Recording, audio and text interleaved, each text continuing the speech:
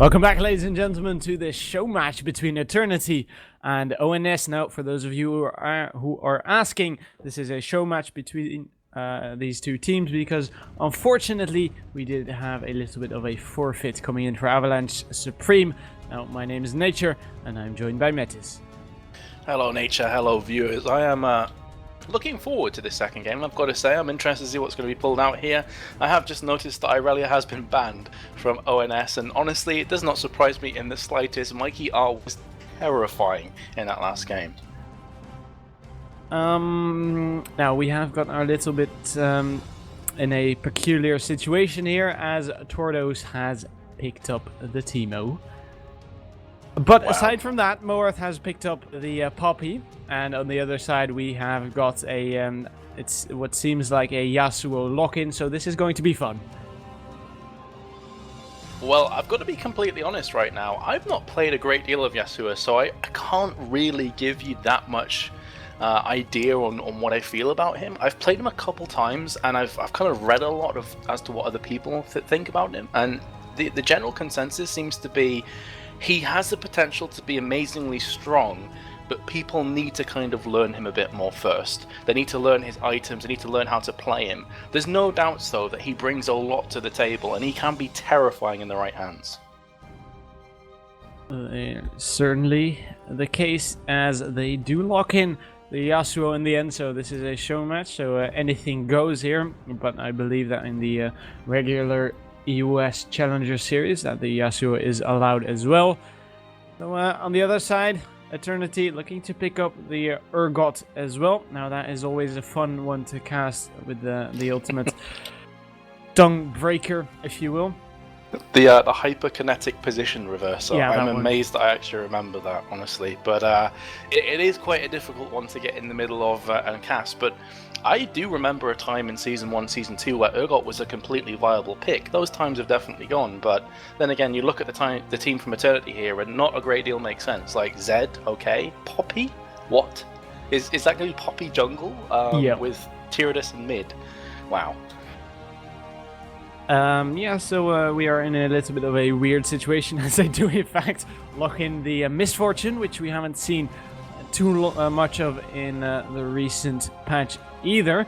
So that is going to be certainly a lot of interesting stuff coming out of Eternity right here, as on the other side White Knight will be locking in the Riven. So a little bit of a more standard lineup there for ONS, but we are just going to have and see what actually happens here, because Eternity might amaze us. They very well could do. I mean, we're saying these aren't orthodox picks, but a lot of people, including some of the pro players, when the pre-season to Season 4 changes were announced, a lot of people said this is going to be the rise of Teemo. He is going to be a completely legit viable pick in the top or mid lane, I should say. Now, noticing they're switching things up, this looks like it could actually be Mikey R. Like, obviously tell me, Lucas, if things have changed, because obviously I'm about 10 seconds behind, but Nico's going to be running Teemo, is that correct? Because if so, that's going to be support Teemo. Mikey R is going to be running Karma at top. Moarth will be taking Poppy in the jungle, and Tyrannus running Zed in mid. That's going to be interesting to say the least. Yeah, well, we are just going to have to see, as we will be heading into the quick delay timer. Now that means we are heading into a quick commercial break. When we come back, ONS look to redeem themselves against this very, very unorthodox lineup of Eternities.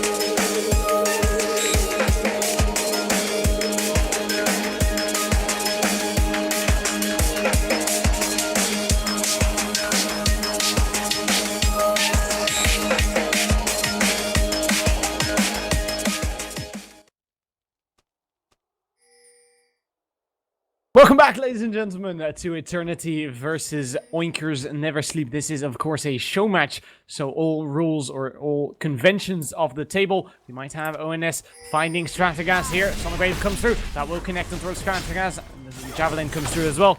Tordos, and will be deterring them from falling with those razor-sharp shurikens. Poking coming through all the way. Now, Mimer is not sitting on any flow anymore, but that he will be regenerating that quite quickly, of course. As I said, all conventions of the table here, and this is going to be fun. I'm joined by Metis, by the way. Yeah, how's it going, Nature? How's it going, viewers? If you did miss the first game, it went to Eternity where there were a lot more conventional picks, but this time around, we're going to have a Teemo support against a Nidalee support. Now, Nidalee support is not completely off the table, it's not completely out of question, but certainly hasn't been seen a great deal of recently. I'm just thinking about the Teemo support, and the more I think about it, the better it actually comes out, I feel. Because of his blinding dart, if he fires it onto Ezreal when they're trading, MF is always going to come out ahead. Plus the fact that the impure shots from Misfortune, which give more damage per attack, and then you're going to have the toxic shot coming in from Teemo, it's very difficult to actually trade with this bot lane from Eternity. Yeah, and on top of that, if Yasuo actually manages to shield his team from the Stratagas bullet time, that is going to negate so much damage. Miksha here looking to steal that red buff. He is taking quite a lot of damage because of Stratagas poking him quite hard. Stratagas is not quite done with the strut, and Miksha will be getting out of there safely. So that is maybe a little bit too much damage for his liking. And I'm going to try and keep my eye on that top lane because I really haven't seen Yasuo in competitive play just yet. Now this might not qualify as competitive play, but that doesn't mean it still is going to be interesting. Well, I mean, these are challenger tier players and teams, so they're going to have a pretty good grasp of what's going on here. Karma Yasuo top's honestly not something I've ever seen before, so I'm kind of in the dark in terms of who comes out ahead. I'd probably guess that Karma's going to be able to harass him back quite a lot and pop off that Steel Tempest, which is passive, which he needs to move around a lot for, but you can see there the mobility that Mimer is going to have on Yasuo is just massive. He can dart in, auto-attack, dart back again, and there's really not a great deal that MikeYar's Karma can do about that. No, he certainly cannot. As Mimer with that sweeping blade, just dodging as much skill shots as he humanly can. In that middle lane, Tordos and White Knight facing off with the Riven against the Zed. Now, I'm not too sure how this lane is actually going to play out because, of course, Riven needs to get really up close and personal. And Tordos has got the Living Shadow. What do you feel about this? How do you feel about this method? It's a skill matchup, 100%. Jungle intervention is going to be very important, but hold that thought, top lane here, Nature. Yeah, Mimer might be finding himself in trouble. Morth coming in. He might be knocking him into the wall. It decides against it in the end. So, as he said, bottom lane right now. Nikos taking a little bit too much poke, but so is Miksha. Javelin comes out. Amin looking for the gank here on towards Nikos. Nikos taking a whole lot of damage. Teemo goes down first. Who would not have wanted that? First blood going over to ONS. Little Yordle gets himself taken out. Here's Mimir, although he's going to be caught. I don't think they're going to get this kill, though. Not enough damage. Good inner flame on towards him. Yep. But that is not going to be just enough to finish Mimer off, so he lives to see another day. And, well, Mimer, well, he's, as you said, a little bit too elusive, but Morth still looking for the kill here. Gets a good pop on towards him, and Mimer will be having that ignite rather taking on him. That is not going to be enough to kill him. That is going to be enough to actually force him away, however. Yeah, Moath, wow, okay. 28 HP left, very nearly died to minions. That would have been embarrassing. But does manage to get away. But you force Mimer back enough, though, that if MikeYar can land an inner flame, or it's charged up, it could actually claim the kill through the Steel Tempest. But here comes Amin. This is really smart jungling from him. He wants to try and turn this one back around. Knows that MikeYar is going to be very aggressive. And right now they know actually MikeYar doesn't have his trinket available. Mimer going in, or MikeYar speeding himself up, inner flame comes out. And that is going to be really not good for Mimer. So he was forced away. Amin did not have his reinforcement, if you will, and MikeYar will be deterring Amin from killing himself, or from killing MikeYar. Yeah, it was poor timing, honestly, because they went when there was quite a big creep wave there, and when Mikey R was already quite close to his tower, so they didn't really have the follow-up damage to take that one down. I mean, Mikey R still has his flash, so didn't even have to pop the summoner spell. He was fine whatever happened there. And I think it was the case that Amin was just a tiny bit too impatient, plus on top of that, that Mima was very weak because of the previous ganks that Poppy put down, so a culmination of the two, but at the end of the day, Teemo still is the only player to fall. And something we haven't touched too much on just yet, the mixture on Nidalee is actually running Clairvoyance and the Scrying Orb. Which is questionable, at least, when you'd ask me, but then again, this is a show match, so anything goes. And we are just going to have and see how good he can time those Clairvoyances. There you have one, with his spears to maybe find some of those targets. It's not a completely terrible idea though, because I mean Nidalee, Ezreal, they're going to be forced back from Teemo MF. They know this. They know that Teemo is going to be really aggressive and difficult to deal with. But this is more, I feel, for later stages of the game. Clairvoyance onto the likes of Dragon or Baron Pit, and then try and steal it with a spear, or at least try and make plays. Again, Lee Sin is coming down to bot lane. It's not looking good for MF. No, Sartagas might be in real trouble here.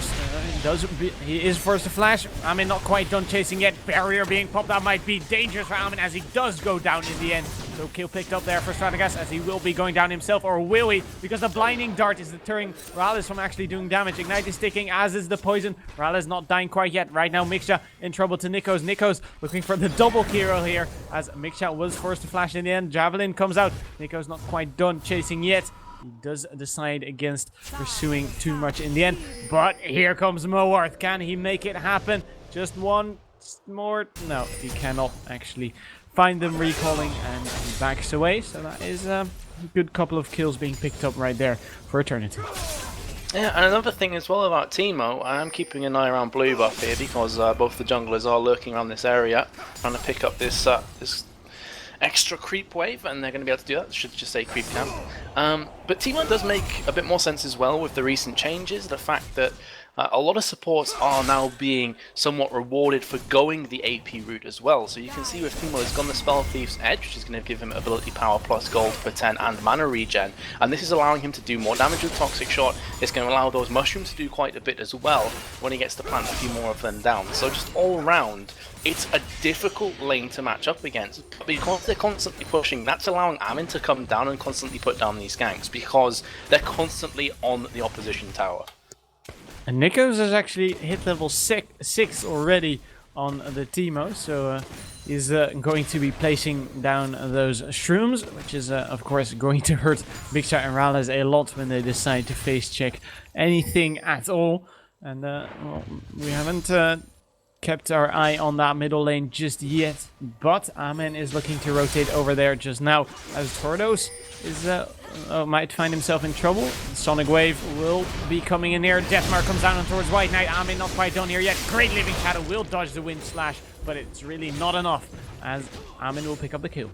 It was beautiful mechanical play, but just delaying the inevitable. There's not a great deal he can do that. Amin jumping back in, actually taking more of that position. Great ultimate coming out of Moarth though, as he might be finishing off White Knight. Yes, he will right now, desperately trying to run away, not being able to just yet, as Amin picks up the kill. Great, what's it called again? The diplomatic immunity coming out of Moarth right there, which enabled him to finish off White Knight. It was so good though, because Lee Sin went in with a Q and then safeguarded back to Riven, kind of anticipating that the heroic charge is going to come out from Moarth and take him away from his tower. So actually managed to get him back towards the threat. And Amin's now trying to pick up this blue. Could be stealing though. Stolen. Yeah, Mike here is looking to nice. enclose him here. Great. Duke out of there, I believe. It went over to Mike here in the end. Yes, he did manage to pick that up with the inner flame coming down, and now he's going to try and keep his tower alive and healthy, which he'll be able to do. So, not quite as much action in this game as the first one around nature, but I think that's more down to the picks than anything else. It looks like with this ultimate that Poppy is going to have, is about halfway through the cooldown, he's going to be stealing this blue, and one of the good things about Poppy jungle is that you can go for a lot of tower dives. When that ultimate is up, you can jump really, really deep and try and pick up kills. On that blue buff just gets melted within a couple of seconds. Really nothing that ONS can actually do about it at this point. So Eternity looking rather strong, but ONS, of course, aren't out of it just yet. Amin has been spotted. Nikos might find himself in trouble, but here's Morth looking to reinforce the Eternity team. Sonic Wave connects on towards Nikos. I doubt he'll be jumping in there with the Resonating Strike, and they back away on both sides. No kills happening just yet. Yep, so again, I think it's going to come down to the ultimates being back up and available at bot lane because there's so much potential for kills here. Let's have a look at how the CS is going. It's actually currently in favor. In fact, mid lane looks like Tyradus is going in on Riven. Yeah, death mark comes down. That has popped already. Right now, Tyradus not quite done. He does decide against chasing because he really doesn't want to chase a Riven into a brush because that will just stun him up, or he will just stun him up and blow him up as a result. But here's Moarth. He has got that diplomatic immunity available. Will he dive? No, he will not. And, well, that does force White Knight to back away, or will it? Because he sticks around a little bit longer. Might be dangerous for him if he decides to do that for too long. But, well, he'll just make sure he gets a little bit more fun. I'm trying to think towards the mid game because obviously the side of Eternity here is not something we've seen a great deal of, but they do have a lot of capabilities to make huge plays, honestly.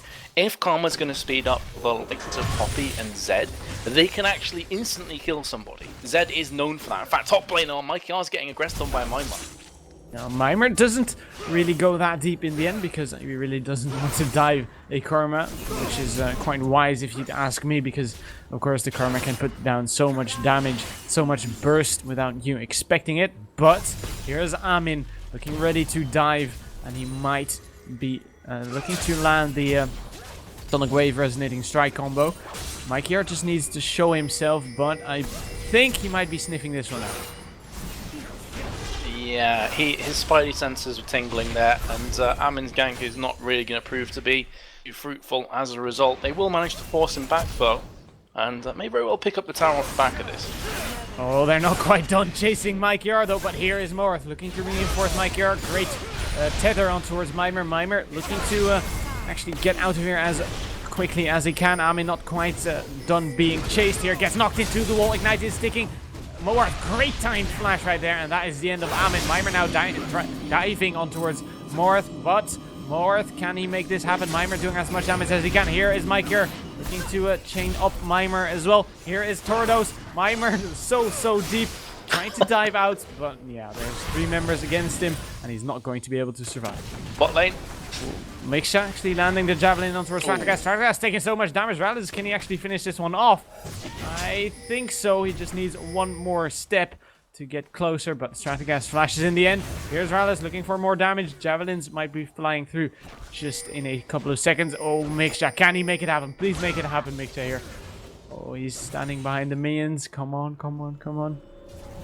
No, he can't. Surely, no. Oh, so close. Just a couple milliseconds too late there, and that is going to give Strategas the time he needs to go back to spawn, and he's going to finish off that Bloodthirster. But again, they've been forced out of lane here, Nature, and their early kind of presence in the laning phase with Teemo and MF is starting to wear off now.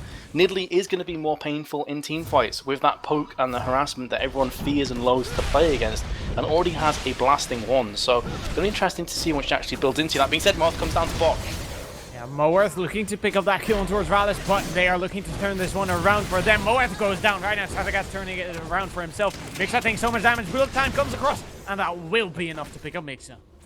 Yep, so 1 for 1. True Shot Barrage comes down to bot lane and just clearing the wave out. No hopes at a kill. Both players were full HP.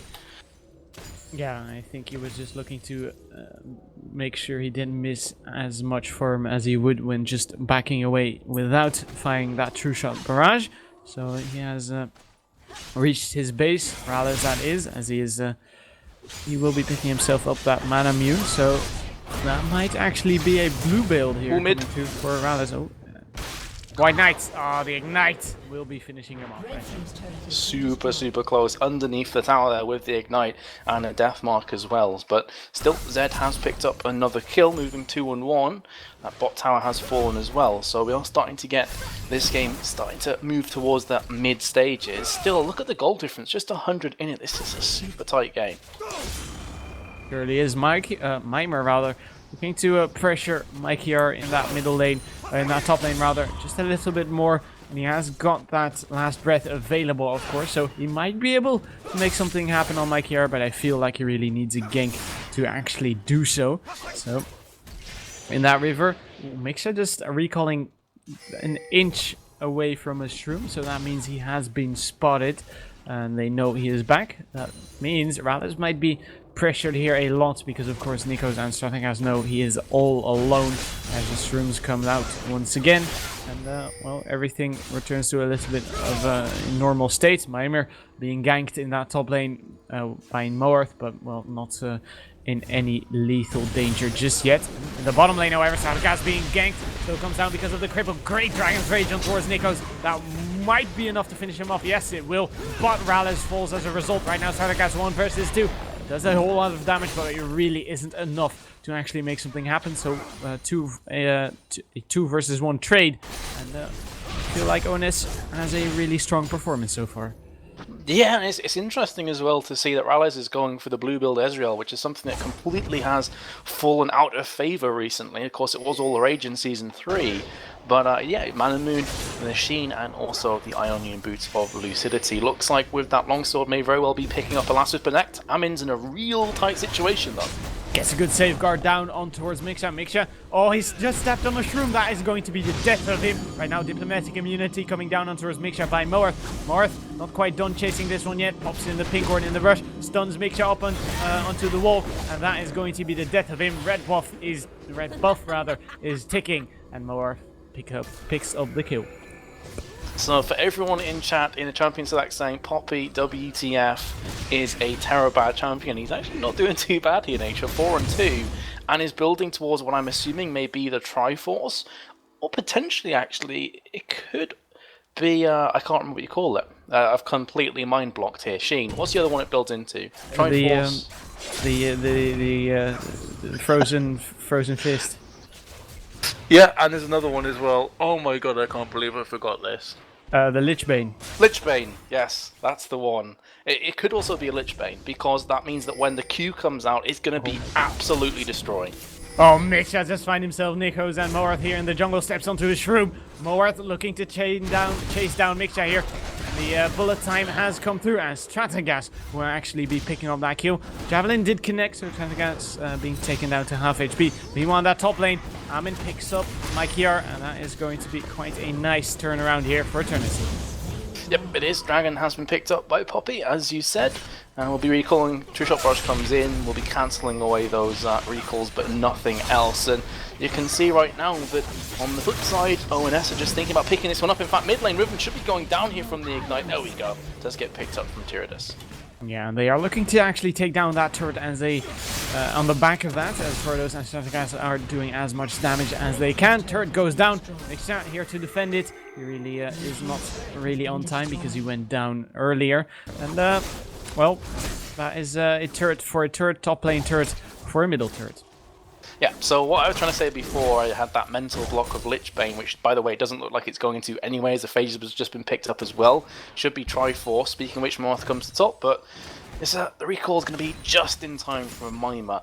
But with the Q, with Poppy going in with Heroic Choice and Devastating Blow, that is going to be crushing. Because Triforce is very, very good on Poppy, as is everything else that builds out of Sheen, because she builds both out of attack damage and also ability power. Devastating Blow charges off both, so if you can get in, push them against the wall or a tower, and then smash them afterwards, you're literally going to be chunking down half of their hit points with a fed Poppy. So it's so terrifying to play against. Meanwhile, in that middle lane, Tordos facing off against 3 members of the ONS team. Tordos might not be able to actually defend this one, but here is Mike here, gets a good inner flame off on towards White Knight. He did shield himself quite successfully, so that is not going to be the destruction of this turret just yet. But Mike here might find himself in trouble here, or the White Knight rather, as Mike here did almost land the inner flame, but not quite yet. Mike here rotating over towards that top lane, and Miko's right now tasked to defend that middle turret all alone. Yep, so first 2 items for Zed are going to be the Blade of the Rune King Black Cleaver, which is just massive amounts of damage. That's going to keep him alive in team fights as well very nicely. Here comes Lee Sin from the side though. Could be trying to make a play here, Nature. Q goes in. A bit speculative. Doesn't land bot lane though. Yeah, Rally's in real trouble. Morth just popping him without any real kind of danger to himself. So that is not good for ONS here. Amin goes in that middle lane. Might have been looking for a gank. Didn't quite manage to actually get it, as he was forced away quite quickly because of the damage of Strategas, which is proving quite a little bit too much to actually deal with at this point. We're on the top lane. We do have 2 kills coming down, as both, I believe, yeah, Mikey and White Knight did go down Tordos in the end. The only surviving member right there. Mid. Oh yeah, Mixan real trouble here. Strategas and Nikos trying to chase him down. He might be stepping onto a shroom quite shortly, but Nikos isn't quite done chasing, it seems. Thinking about actually going in once again. Javelins comes out, not quite connecting on towards Strategas. And they are looking to push down that middle lane. We do have Morth once again looking to steal away this blue buff. Well, Mixon needs to be really careful here because he's got a Strategas coming at him. It will be making it rain with those bullets, but doesn't quite connect. Will not be getting the slow effects either. And as you said, Morth does pick up that blue buff, which is really important because, you know, if the likes of Zed or even Teemo pick up the blue buff, could be curtains. That being said, though, Morth should be falling. In fact, he has popped off his ultimate. Yeah, but that is not going to deter Rallis from actually killing him. So Rallis picks up the kill. He's going to be content with that. And Tordos might be looking for a gank here on towards White Knight, as he is lurking around the side. White Knight clearing out those minions. Tordos maybe waiting for reinforcements, as he does decide not to engage on towards White Knight, as of course White Knight might be a little bit too much of a challenge for him to take down. So, taking stock of the situation now, Zed is actually going to top lane, so I am keeping an eye on this. White Knight on Riven is 1-5 with a Ravenous Hydra and the Brutalizer.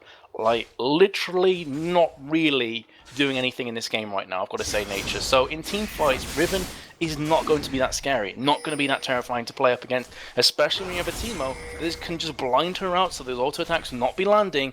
And then on top of that, there's a lot of AD actually being stacked on the side right now of ONS. So again, that's where Teemo starts to come into his own. I've got to say, it's not looking too good for them. Eternity, with this strange composition, are actually way ahead. White Knight might find himself in trouble here. Mike here almost catches White Knight out of position, but in that middle lane, Strategas and Nikos being sieged by 4 members, and in goes Amin, not really deciding to actually follow up on that one, as he jumps out just after that. We actually have got the Iceborne Gauntlet coming out of Arales, as he will in fact be running that blue build. Yep, he will indeed do so. And I think the next item would definitely be a Last Whisper. That being said, the spear will be landing in Strategas' face, top lane. You can see that Yasuo realizes that Riven is a long way behind. They're trying to make some plays, but in doing so, they're leaving their mid tower very vulnerable here, Nature, and that's going to allow Poppy to go in hard. Oh, Moarth actually flashing. He doesn't take a whole lot of that. He doesn't take any damage because of the turret, in fact, because he has used that diplomatic immunity. Rada's taking so much damage, just dodging the inner flame right there. Trisha Barrage comes across, that will clear out some minions, but not all of them. Amin looking to go in, catches onto Strategas. Great Dragon's Rage, great knock-up by Mimer, and that is going to be the end of him. Right now, they're not quite done chasing, but Nikos and Mikey will be getting away. Oh, Moarth, will he be able to actually finish off someone here as he gets ganked by 2 people? Amin taking so much damage, he needs to get out of here desperately, but Moarth looking to pop him. And Amin, well, he's not going to be going down just yet. Moarth 1 versus 4, doesn't quite manage to get a kill. Here's Mimer, he might not be able to actually finish someone off. Moarth 1 versus 4, almost manages to kill 3 people. But in the end, Mimer was proving to be a little bit too much to handle. And that's exactly what I was talking about. Look at the chunk damage that Poppy is doing with that devastating blow with the Triforce. Just massive. Chunking down literally below half HP with pretty much one combination. Doing similar to Lee Sin and Israel as well. So that is just a taste of what's yet to come, because once Poppy starts to build a bit tankier, it's going to be alive longer in the team fights and dish out even more damage on top of that. And there's so many threats as well. It's something we haven't spoke about yet, but Eternity have a threat in every single player on their team. Even Teemo is going to be quite difficult to play against, because he's going full AP. And they are looking to pick up this dragon. That really isn't going to be a whole lot of a problem for them. There you go. They extend their gold lead to around 3,000 gold. So they are certainly going to be happy with that. But here comes Nico's on towards Miksha. Miksha might find himself in trouble.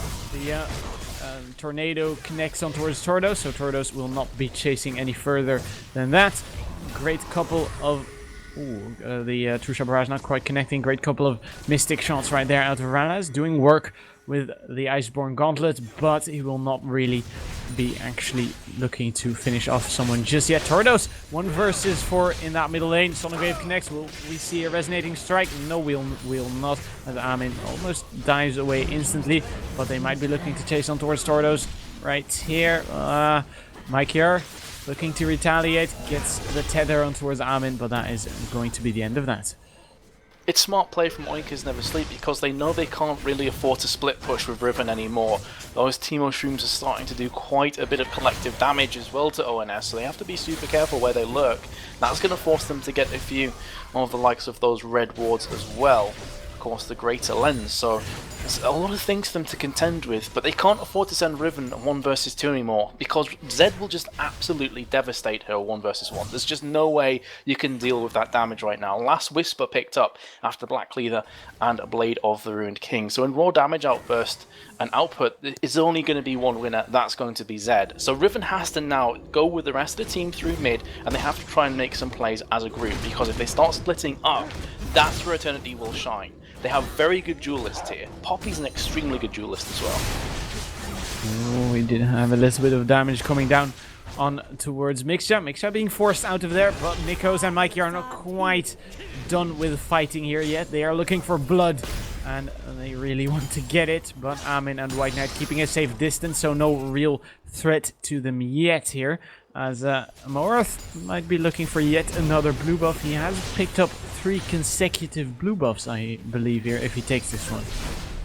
Yeah, there has been constant steals coming out, and he can afford to do so because, as I said before, no one can really duel him at this point in the game, and they want to stay around the mid, plus very good shrooms coming out from Teemo. In these kind of areas where trying to rotate between bottom and top and mid and top as well is not possible. They're constantly walking over shrooms, which not only shows their position, but also slows them and does a bit of damage on top of that. So again, it's a case right now from ONS's perspective of trying to pick that perfect time to engage.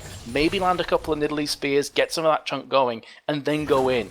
But again, they're split pushing with Yasuo and Misfortune at bot lane, so this is only going to favour Eternity, I have to feel. Yeah, alright, so Tordos looking to clear out that jungle before he might rejoin his team. He's looking for that Living Shadow over the wall. He might go in, Miksha gets caught by the death sentence, or by the death pop. Mark. The death pop. Alright, so the death mark coming down there for Tordos. He just removes Miksha from the map, so that right now it's a 5 versus 4. Strategas wasn't quite able to actually do something because he was off towards that bottom lane, but so was Mimer. They are heading towards this barren area. Wards get removed. Another couple of wards get popped in there. As White Knight finds himself caught once again, takes a little bit of poke, and gets out of there safely. Eternity not really deciding to start off this blue buff just yet. Ooh, the Inner Flame not quite landing on Ralaz, but that might have been dangerous. Oh, Armin is in real danger. Tordos flashing for it, removing him from the map. Bye-bye, Armin. There's no living through that. And that's the smite down for 35 seconds, and that is pretty much the green button, the go-ahead to try and pick up this Baron right now. 4 versus 5, 30 seconds left from the jungler. Unless we get an awesome steal here, this is going to only go one way. Mimer's forced to go back away. Poppy picks that up, and now they're going to try and engage. Yeah, Diplomatic Immunity comes out of Morath, looking to finish a White Knight, but he doesn't quite do so, as White Knight will be turning that one around and taking him down. Ignite is taking a White Knight. No, that is not going to be able to do it, as great couple of Inner Flames will be forcing that ONS team away. And Baron picked up here for Eternity. They are going to be happy with that. Do maybe a couple of shopping trips home, and maybe Siege right after that. But this all came off the bat. Like, this is League of Legends in a nutshell. It's a domino kind of game. You push one down, suddenly the dominoes fall, and you know, suddenly things can snowball in the blink of an eye. Bot lane, I even said, yes, so we're in Misfortune, we're down there. I didn't like that from ONS. I thought that heavily favoured Eternity in the mid. As soon as I said that, Zed goes all in, picks up the free kill Nidalee, and they managed to get objectives off the back of it. So it's one of those kind of stages where Zed is at a point now in the game where he can insta-give pretty much anybody. He's going in now against Iridus, and look what Death Mark has Deathmark has popped on towards White Knight. He doesn't decide to actually follow up on that one just yet. As, well, that was a quite a wise decision, because that would have put him in a 3 versus 1 situation. And, well, even if you're Zed, you might pick off 1, but you're not going to be able to pick off 3, because the moment that Deathmark is on cooldown, well, Zed isn't really useless, but he doesn't do as much damage as he would with the Deathmark, of course. So right now in that bottom lane, we do have the ONS team sieging up a little bit. Mikeyar might be looking for a quick pick here. Oh, tornado coming out of Mimer. That will not catch on towards Stratagas. Amin finds himself in trouble. Dragon's Rage comes down on towards Mikeyar. Here is the bullet rain. Amin definitely trying to juke it out, but he is not going to be able to. Stratagas picks up the kill. It's a 5 versus 4 now. Looking to chase down the ONS team. Diplomatic immunity did allow Morith to pick up 1 kill. Right now, Mimer in trouble. That is going to be probably his 2nd kill. Double kill for Morith. And that is going to be disastrous for ONS. Tordo's not quite done yet. Miksha might be in trouble here. So we do have those slows coming down on Tordos, but they are going to siege down this bottom turret. Yeah, not just the kills, but it's going to give Tyrannus enough time to get his Deathmark back. He looks like he wants to go in on Ezreal. Yeah, Rallis in all kinds of trouble. Deathmark has landed on towards him. He just gets removed from the map, as Tordos will be getting out of there, I believe. Yes, he will. That is yet another kill for them. They did get the turret on the back of that, and they might be rotating over toward that middle lane to pick up themselves once again another turret. Tordos going to pick up that dragon, as he has got the Baron regeneration, of course, and Eternity looking strong. They certainly are. They've got another 1/3 of their Baron buff remaining on pretty much all of their characters on the board. So it's just looking very scary. Dragon's been picked up as well, of course. The main difference between Dragon in this patch and the previous ones, it's worth a lot more gold. It scales through alongside Baron. So pick up a Dragon at 30, 35 minutes onwards is still very worth it. I don't even want to check how much gold there is. Oh my goodness. Over 1.3 on 3 players right now on Eternity, and that's over 2,000 on Poppy. Now, already pick up the Bilgewater Cutlass. With that Blade of the Rune King, you will never be able to escape this Poppy. She can pretty much duel anybody now. She finds Amin here. Amin, is he going to be able to get out of here? As he might be encircled as a result. Nico's looking to close off those jungle entrances, as we do have some damage coming down on towards Nico's, but Amin actually in the base of his enemies. Can they make this happen? Amin might be looking for the execute here, but here is Moarth looking to chase Amin down. Gets Dragon's Rage out, but here is Mikeyar looking to actually finish off Amin. Gets a good lock up. Inner Flame comes out, and Amin, bye-bye. Stratagas picks that kill up. And meanwhile, in that middle lane, we do have the Guardian's Angel being popped, and that is the shutdown on the Tordos. Okay, at first glance, that looked absolutely horrific. In fact, hold that thought. Let's analyze after this fight stays. Actually, they're going to be engaging even more. Morth actually blows up Rallis. That is a double kill for him after he just finishes off Mixa as well. So that is 3-4-0. We want that bottom lane. Stratagas and Mimer facing off the wind wall. Not quite placed where he actually wanted it. So that is an 8 for Eternity. What I was going to say is, at first glance, that looked awful from Amin in the enemy's inhibitors, but he was buying enough time for the rest of his team to try and pick up a kill, which they did. They burnt through the GA on Tyrannus and got the kill afterwards because he drew so many players to him. But the problem is they hung around for too long, and then they got cleaned up. So all the good work that had came down to killing Zed, finally getting that shutdown, was for absolute naught, because now they've lost this inhib tower, soon to be followed by the inhibitor. Amin might actually be looking for this kill towards Stratagas. I think Stratagas is a little bit too dangerous for Amin to deal with. Amin going very, very deep, maybe looking for the back door on one of these inhibitor turrets, which he's not going to be able to do because, of course, all tier 2 turrets are still standing. But Rala is taking a whole lot of damage. Actually, Moarth flashing in there, looking to finish off Mick. Territory Chopper House comes across. Moarth not having that ultimate available. Shutdown for Rallis, and I think that was a little bit of a cocky play, but here goes Mikeyar on towards Miksha. Miksha still being chased down. Is he going to be able to do it? Yes, he can, but that is 2 kills for 1 support. Oh, Amin with a great escape. No. There's the bullet time to take him out at the bot there. This is pretty much how to throw 101 a textbook by Eternity. They're just playing super aggressive. They're having fun. This is a show match after all, and why the hell not? But in doing so, they are definitely giving ONS a chance to bounce back in this game, because this is going to be at least one tower. Ultimate comes down towards Nikos. Nikos just gets removed from the map. There is no coming back of that, so it's right now a 2 versus 3 situation. The Mystic Shots connects on towards Stratagas. Stratagas taking a whole lot of damage. These Mystic Shots are just getting spammed out there. But here is Tordos looking to blow up Rallis. No getting out of there. Bye-bye, Rallis. Yeah, that was just damage all over your face, melting that away. And now that Ezreal's dead for 44 seconds, you can actually see them try and push here. They could either go bot and try and pick up another inhibitor, although the creep wave is pushing pretty hard against them, or they could just group in mid and try and get another pick, and then finish off the back of it. And it looks like they're going to be doing that second option.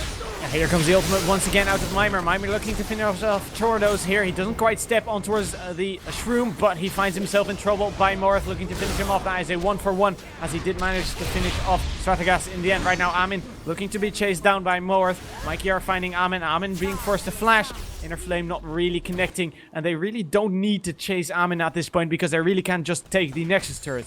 Yep, they can just push right through mid. They can even go top and try and pick up another inhibitor.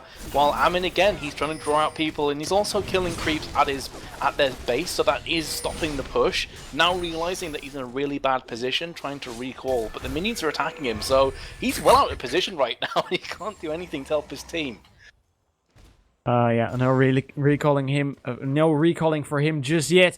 Morith and Stratagas pushing down that top tier 2 turret. And wow, look at that damage coming out of Morith, really just chunking down that turret. The